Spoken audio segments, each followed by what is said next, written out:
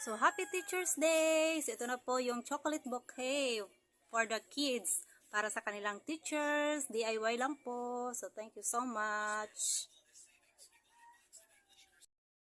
Hello po, magandang araw po sa inyong lahat. Bukas po ay Teacher's Day. So, kailangan kong gumawa ngayon ng chocolate bouquet para sa kanilang teachers. So, ito po ang aking nagawa. So, made of cake box lang po siya. Yung takip lang po siya yung aking kailangan. So, yan. Ito po. Yan. Iroro lang po siya para maging ganyan.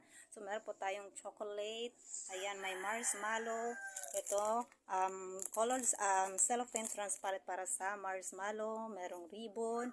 Ayan. So, meron pa akong nagawang mga flower na made of cartolina. Ayan, ito po yung dedication. Yan. Yan, para sa Happy Teacher's Day. Of course, ito yung pong lead para dito po sa ibabaw po ng bouquet. So, ayan po. So, thank you so much po. So, ito po yung mga chocolates na aking gagamitin para sa chocolate buffet para sa Teacher's Day. So, ayan. So, inilagay ko sa popsicle stick. Thank you.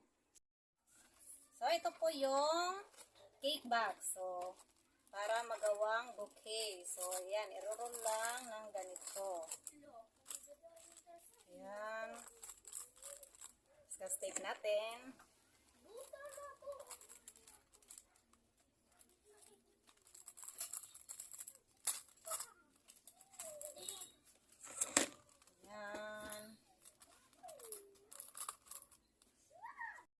Yung popsicle stick, so dinugtong ko lang dalawa para ayan, ilagay dito sa chocomucho, dito sa chocolate. Ayan, para mag-stand siya. Ayan. Isa.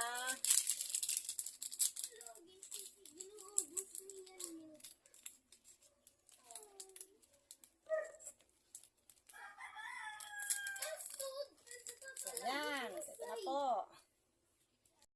So, ito na yung ni-roll ko na cake box. So, ilalagay lang yung chocolate dito. Ayan. So, lagyan ko ng scotch tape para hindi